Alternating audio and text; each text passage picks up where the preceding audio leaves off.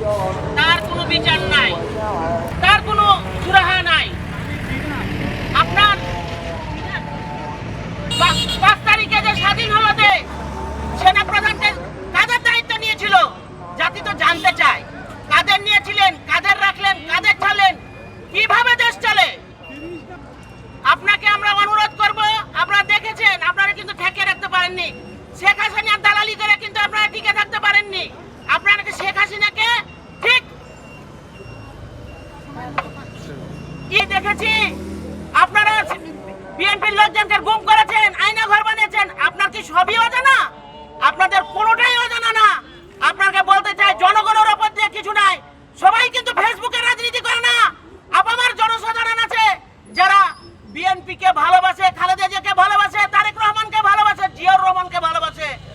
আপনারা অনতিবিলম্বে ভোট দিয়ে দেশকে গণতান্ত্রিক উপায়ে পরিচালনার দায়িত্ব দিয়ে দেওয়ার জন্য আমরা বিশেষভাবে অনুরোধ করছি। আপনারা যদি এই ব্যবস্থা না করেন তবে সামনে দুর্বার আন্দোলন গড়ে তোলা হবে।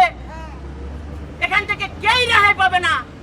আপামর জনসাধারণ নিয়ে আবার মাঠে নামবো, এই বলে আমার বক্তব্য শেষ করছি। আসসালামু আলাইকুম।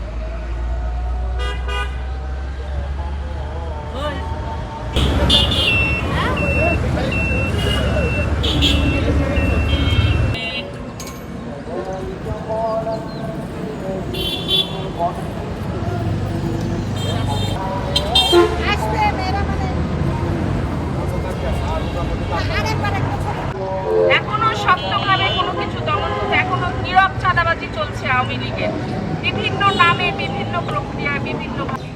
আমাদের প্রত্যাশা, সর্বস্তরের জনগণের প্রত্যাশা, এই বিষয়গুলো বন্ধ হোক, বিচার প্রক্রিয়া দ্রুততর হোক। ওয়াকার সাহেব এখনো নানা রকম বিব্রতকর বক্তব্য দিয়ে যাচ্ছেন। এগুলো বন্ধ করা হোক। ওয়াকার সাহেবকে সঠিকভাবে তার উনি বসে আছেন সেই জায়গাটা যেন উনি সঠিকভাবে ব্যবহার করতে পারেন। ইন্টারিম গভর্নমেন্টের কাছে এটাই অনুরোধ যে সেইটা যেন নিশ্চিত করা হয়। ক্যাওটিক অবস্থানে আছে, তাদের অর্গানাইজড হওয়া উচিত। তাদের ভোটের জন্য আপনারা অর্গানাইজড হবেন, নিজের দলকে সংগঠিত করেন, আপনাদের নিজের দল গঠিত করেন এবং ভোটের দিকে আমাদের আস্তে আস্তে এগিয়ে যেতে হবে। ভোট ছাড়া নিজেদের মধ্যে নিজেদের পার্টির অবস্থান আগে শক্ত করতে হবে।